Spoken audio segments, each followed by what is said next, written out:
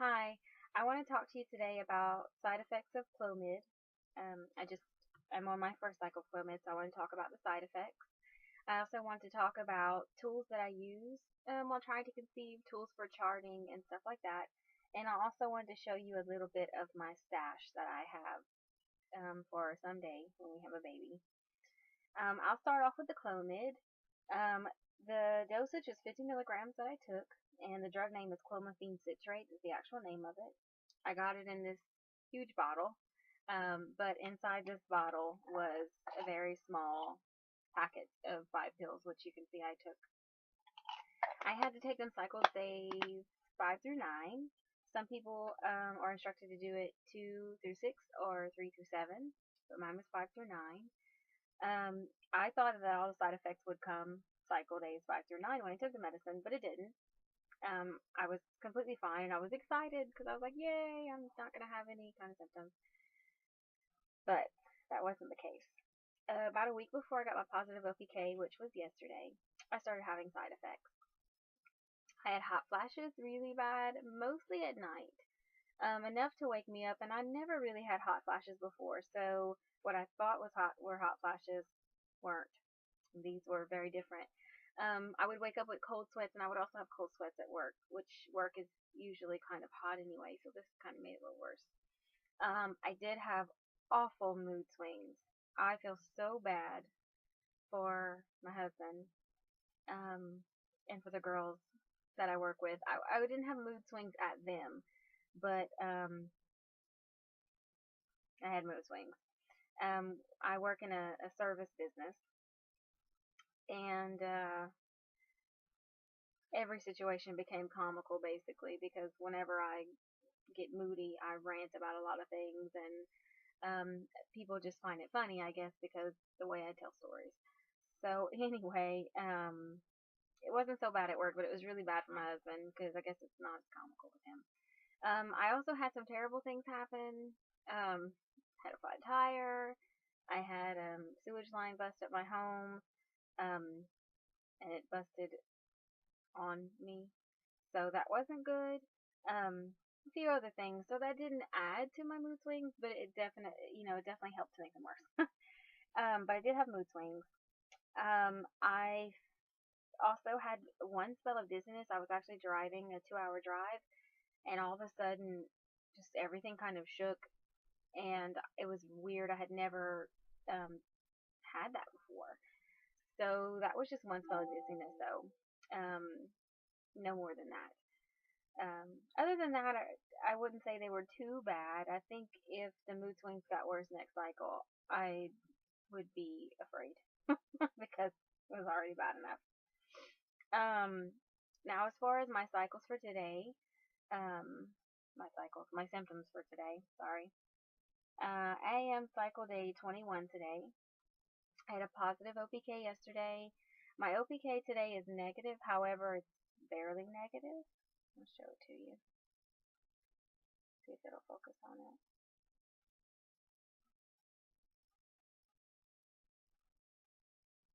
You can see the darker line is the test line, the lighter line is the OPK, is my result. It's not quite as dark. It's still pretty dark for an OPK, but it's not quite as dark. Um, anyway, so it was negative today, which is good because last cycle I had like 3 or 4 positive OPKs, which was very stressful. Now last night, after I made my video, I had a lot of pinching and radiating heat from my left ovary. I literally could feel the heat radiating. Um, I did not sleep very comfortably last night. I remember waking up and looking at my phone at 1 something, 2 something, 4 something, and then finally 5 something. And I think it was because of I was uncomfortable down there. My lower abdomen just felt full and kind of pressure. This morning, though, when I woke up, my right ovary was just this piercing kind of pain, and I had that for probably the first 4 hours after I woke up. So I thought that was interesting. I had left side yesterday, right side today. Maybe the Clomid is making them both work. I don't know. Um, so that's my symptoms for today. I haven't really had any other symptoms. It feels like I did way too many sit-ups. Just that achy pain in your muscles that you have whenever you do too many sit-ups. The next day it hurts. That's what it feels like today. The pinching is gone, but that pain in the lower abdomen is still there of like the soreness. Um, so yesterday I mentioned the OPKs that I use, and you just saw a test strip. This is what the package looks like, not upside down. They're Wanfos, and I get them from Amazon. And the back of it shows you what's negative and positive. So you see, this one is positive right here, and then this one is negative, and this second one here is what mine looks like today. It's a fairly dark second line, but it's not the same like this one is. And then the same company, I usually get the combo pack just because it's only like a couple cents more, and this is the pregnancy test that comes with it, and it's just strips, and both of the strips look like these, and you have little lines, right here showing you your result, which you can't see because of the light, but I mean they all look the same except for the result. I also use a BPT thermometer, which I got this one at Walmart. I decided to get the ones from Walmart instead of the ones that I had got previously, which were from Walgreens, because the one from Walgreens has a little window right where the button is, and they would die really fast, and I assume because people would press the buttons. The one from Walmart is the package is kind of, it's like a capsule over it, so you can't press it, so they tend to last longer. And the beep is nice and loud because I have fallen back asleep before while taking my temperature. So I like this BBT from Walmart. It's like $8. And the pack of OPKs, I believe I get 50 and 20, 50 ovulation, 25 pregnancy tests, HPTs, and I believe I pay like $21 for them. And last but not least, I use Fertility Friend. Fertility Friend is great. Fertility Friend is the reason that I was able to find out that I had a luteal phase defect. I would have never known. Even when tracking my cycles and everything, I just didn't know a lot about how, they say you ovulate 14 days before you start your period. And it's not necessarily that you start in the middle of your cycle. You start on cycle day 14, but no matter what, even if you don't ovulate until cycle day 30, you're going to start 2 weeks after that, 14 days after that. Well, that is not the case either. Typically, that's what should happen. But I've learned in trying to conceive and talking to many women that that's not the case. Your luteal phase can vary. Hopefully it doesn't vary, and hopefully it is 14 days. But for me, I was able to find that mine were from 7 to 10 days. So this is the Fertility Friend app on my phone. This is my month right now. You can see I had fertile cervical mucus from the 8th through today, the 17th. The little blue triangles are when we BD'd, so we're trying to keep up with the every other day. And then you'll see the CDs on there, and that's what my cycle day is. Today is cycle day 21, which today was supposed to be my blood draw, but I didn't ovulate, I guess, when they thought I would. So I'm assuming that today is either 1 DPO or day of ovulation. We'll find out in the next couple days with my temperatures. And then this is the chart part of my Fertility Friend. You see my chart's a little erratic this month. I've had much worse. I did have a temperature dip, my second to last temperature. Right there, I had a temperature dip, and then I had a little rise this morning. So I'm anxious to see what it is. Now, all the colors and squares you see at the bottom is my symptoms. The yellow at the top is the prenatal vitamin. I have some custom things on there. I have pre-seed on there, the little red squares that are every other square. Those were taken at the same time that we BD'd. I have stuff on here that I put myself, which aren't included on it, because you can add custom things. I have pre-seed leg cramps. I get leg cramps pretty bad. It's not leg cramps like whenever you have a muscle cramp, like in your calves. It's very much inside my thighs and upper legs, and it kind of just feels like a wall just pushing outwardly on my leg, and it's just a really dense pressure. I get that a lot during my cycle, right before my cycle, and every once in a blue moon near ovulation. And I did have it last night. I also have on here vivid dreams because I do get those a lot near my the start of my cycle or ovulation. Um, I also added extra EWCM because there are times when I just have extra and I just want to make sure it's charted so I can remember that for my next cycle. But what's good about this is I can go back to my previous charts and I can look at them and I can compare them. For instance, here's my chart for last cycle, and you can see I had a luteal phase of only 8 days. Sorry, I'm still getting the hang of this webcam. And you can see too that my temperature didn't rise very much, and my progesterone was not very strong. I didn't have a good ovulation, even though I did get crosshairs.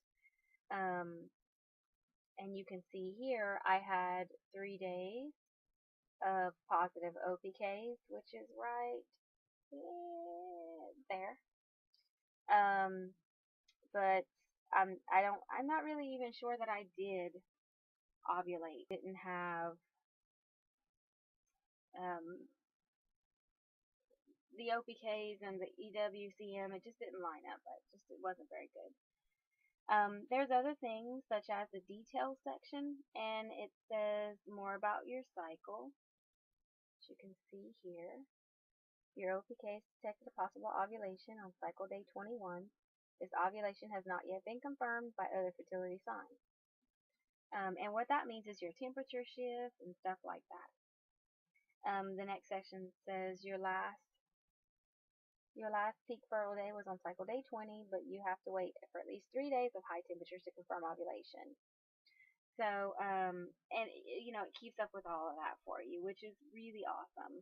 I'll show you a calendar month for my last cycle, so you can see the squares that are solid colored. Those are 3 fertile days, and the 19th, that's yellow, was the day they believe I ovulated. The pink days are menstrual, or AF. And then the days that have just the outlined are colored, that's their prediction days for being fertile and ovulating. Which didn't necessarily happen that way. What it does is it takes your cycles from the past and it tries to give you a little prediction of where you might be next month or whatnot. It already has predictions for when I should start AF and for what my next month's fertile area timeline will be. Mine will change a little bit now since I do have prometrium for my luteal phase defect, so it should go back to normal as far as like 14 days or whatnot. Unless I get pregnant, and then it'll just be, well, I don't know. I don't know what happens at that point. So anyway, Fertility Friend is great. You can do the free version, or you can do the VIP member version. It's really not that expensive. I know a lot of people who don't like paying for it, don't pay for it because it kind of gives them false hope. I like to pay for it because I have to see all the details. I want to see what they think, and I just have to have it. So I do pay for it. It's not that expensive. I don't know, maybe $20 for, I don't know, half a year or something. I don't know. I'll have to look and see, but you don't have to pay for it. You can just get the basic, and you can still track your OPKs, your temperatures, your cervical mucus. You can still put in when you start AF. It'll still take a swing at when you ovulated based on temperatures and other things. So I would get it. Whenever I went to the doctor, I was able to pull it up and show him my luteal phase for the last so many cycles, and it really helped. So anyway, get that. So those are things that I use. My OPKs, my BBT for taking temperatures in the morning, my fertility friends, and the Clomid this cycle. Something else that I use every single day is called the Mommy Playbook. I already kind of talked about it, but I have the app on my phone, and I usually go into the trying to conceive, and there you'll see some of it there. But you can go on and talk a lot with other women and ask questions, and I highly recommend it. I'm on it on my phone all day. I'm always reading other people's threads and trying to encourage them as much as I can, or just reading for educational purposes to learn stuff. I learned a lot of my stuff from TMP, so I would definitely suggest it. And the app is free, and of course you can go online, and that's free too. So now I'm going to show you some of the cute stuff that I have. I have on a Disney shirt. I don't know if you can see it. It says Minnie Mouse. I am a Disney fanatic, I guess is a nice way to put it. I have Disney tattoos. We go to Disney every year. I'm a Disney travel agent. Disney, Disney, Disney. So, of course, I have Disney baby stuff. This may be silly to some people. Um, and because I would think it's silly if I wasn't in this position, but you know, when you want a baby and you're trying, sometimes you just can't help yourself. So I would love to have a little girl, and so would my husband. We do not care what we have, as long as we have a healthy baby. And I do have some boy stuff too, but I have a lot of girl stuff.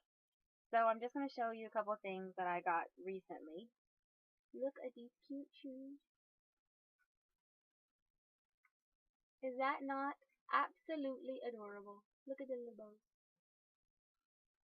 So anyways, these are Minnie Mouse shoes. They are for 6 to 12 months, and they have the little Disney feetsies.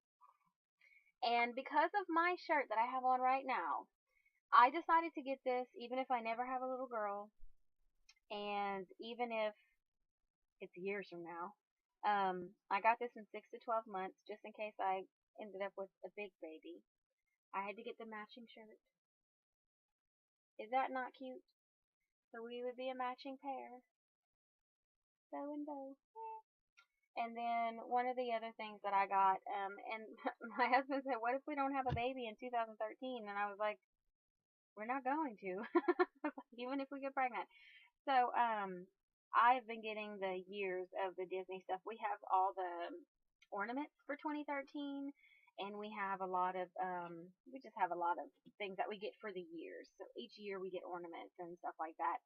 So I decided to go ahead and get this, and I got one in blue and I got one in pink. And this one I believe is newborn. Oh, 3 months, I'm sorry. So this is 3 months, and I got this because I figured, you know, they can wear this next year, even if it's, you know, if we happen to have a baby next year, because they can still use that, you know, anywhere here and there, and then we can keep it as a keepsake, because I have tons of stuff from when I was a baby. So anyway, that's pretty much it today. I'm excited to see what my temperatures do tomorrow. I'm really hoping they go up. I was a little disappointed this morning because I wanted that temperature to go like skyrocket high. But with all the pinching and stuff I felt today, I'm thinking maybe my ovulation was early this morning and not actually, you know, last night. So I'm anxious to see what happens tomorrow. And I'm going to go meet my husband today. I'm off for a couple of days, so we're going to BD a little bit more. Like our chances even better. And I will update you guys and let you know what's going on. So that is TNT telling me that I have a notification. So I'll let you guys go. Thanks again for watching. If you have any questions about any of the stuff that I use or about Fertility Friends, just put a comment below. I'd be more than happy to answer your questions. And I will see you guys next time. Thanks.